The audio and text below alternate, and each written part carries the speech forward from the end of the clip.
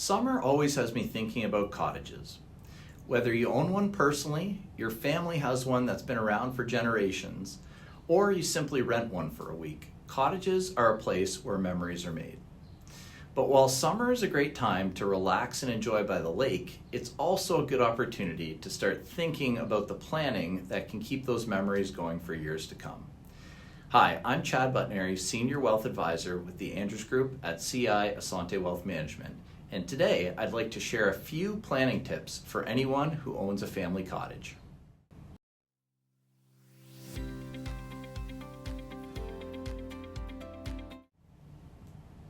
Tip number 1, keep track of capital improvements. Many people assume that when they eventually sell their cottage, the capital gain is simply the selling price less what they originally paid for it. While that's partly true, there's an important piece that's often overlooked: capital improvements. Major improvements that add value to the property, such as an addition, a new roof, a septic system, or significant renovations, can generally be added to the adjusted cost base. A higher adjusted cost base can reduce the taxable gain when the property is eventually sold or transferred. I always recommend keeping a spreadsheet of these improvements and saving supporting receipts. It may not seem important today, but years down the road, it will save a significant amount of tax and time. Tip number 2, understand your principal residence exemption. Many Canadians assume the principal residence exemption only applies to the home in which they live in year-round. In reality, a cottage can also qualify in most situations. The challenge is determining which property should be designated for which years to achieve the best overall tax result. There isn't a one-size-fits-all answer. The right decision depends on factors such as how much each property is appreciated, how long you've owned them, and your overall circumstances. Before selling or transferring either property, it's worth speaking to your advisors to determine the most tax-efficient approach.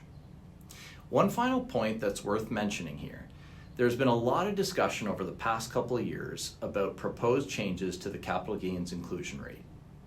While those proposed changes ultimately did not become law, they created a great deal of confusion. As it stands today, the traditional capital gains rules continue to apply. That said, tax rules can and do change over time, making it more important to review your cottage strategy periodically rather than assuming today's rules will always be the same. Tip number 3, start the conversation early. One of the most common things I hear when I talk to clients is, "I'll deal with that later," or "the kids don't need to know yet." The reality is, none of us knows exactly what the future holds. Having these conversations early and often leads to better decisions. You may discover that one child has no interest in the cottage because they live halfway across the country. Another may have a strong emotional attachment and a dream of keeping it in the family. These conversations don't need to solve every problem today. They simply help everyone understand expectations and make future planning much easier. Tip number 4, think carefully about the timing. The timing of transferring a cottage can have a significant impact. Transferring ownership during your lifetime may reduce probate because the cottage no longer forms part of your estate. On the other hand, transferring it too early may reduce planning opportunities available to you, including the use of the principal residence exemption, and it could expose the property to risks such as family law claims or creditor issues involving your children. Every family is different, so timing should be part of the overall planning discussion rather than an afterthought. Tip number 5, create a cottage sharing agreement. When mom and dad own the cottage, decisions are usually pretty straightforward. Once ownership passes to several children, things often become more complicated. Questions naturally arise, such as, can the cottage be rented when it's not being used? How will ongoing expenses be shared? Who gets which weeks during the summer? Can friends or extended family use the property? How are disagreements resolved? What happens if one sibling wants to sell their share? These are much easier conversations to have before ownership changes rather than after. A well-drafted cottage sharing agreement can establish expectations, reduce conflict, and help preserve family relationships. Finally, tip number 6. Choose the right estate planning structure. Make sure your estate plan reflects your goals.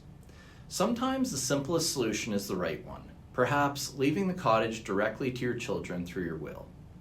In other situations, more sophisticated planning may be appropriate, such as trusts or other ownership structures. There isn't a universal solution. The best approach depends on your family, your objectives, and the value of the property. Working with your lawyer, accountant, and financial advisor can help ensure your plan is both tax efficient and aligned to your wishes. Owning a family cottage is about much more than real estate. It's about preserving memories, traditions, and a place where future generations can gather. While these conversations aren't always easy, having a plan in place usually leads to better outcomes and fewer surprises for everyone involved. I'm Chad Butnery with the Andrews Group at CI Asante Wealth Management. Thanks for watching. If you have any questions or would like to discuss how these strategies might apply to your own family situation, don't hesitate to reach out. We'd be happy to help.